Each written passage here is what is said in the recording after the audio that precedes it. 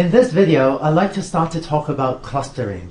This will be exciting because this is our first unsupervised learning algorithm where we learn from unlabeled data instead of from labeled data. So what is unsupervised learning? I briefly talked about unsupervised learning at the beginning of the class, but it's useful to contrast it with supervised learning.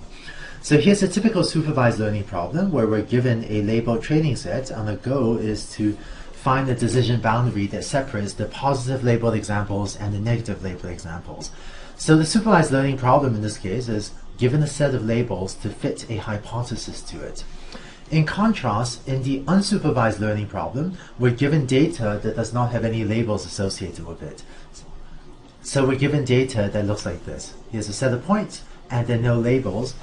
And so our training set is written just x1, x2, and so on up to xm, and we don't get any labels y, and that's why the points plotted up on the figure don't have any labels with them.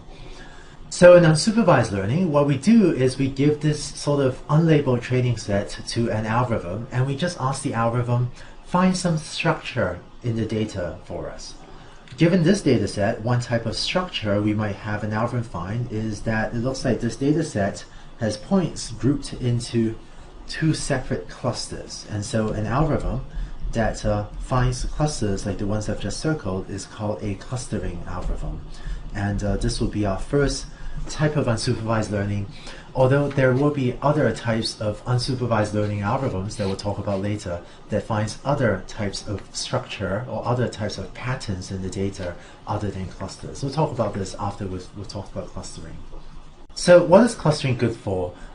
Early in this class, I'd already mentioned a few applications. One is market segmentation, where you may have a database of customers and want to group them into different market segments so you can sell to them separately or serve your different market segments better.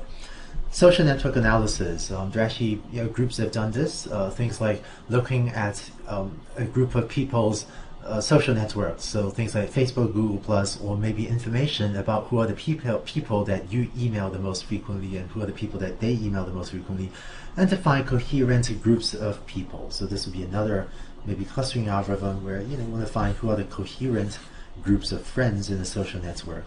Here's something that one of my friends actually worked on, which is use clustering to organize compute clusters or to organize data centers better, because if you know which computers in the data center and the cluster tend to work together, you can use that to reorganize your resources and how you lay out the networks and how you design your data center and communications.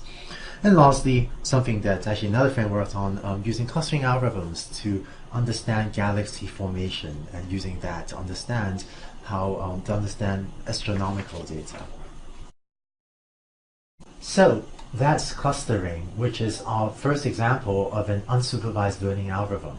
In the next video, we'll start to talk about a specific clustering algorithm.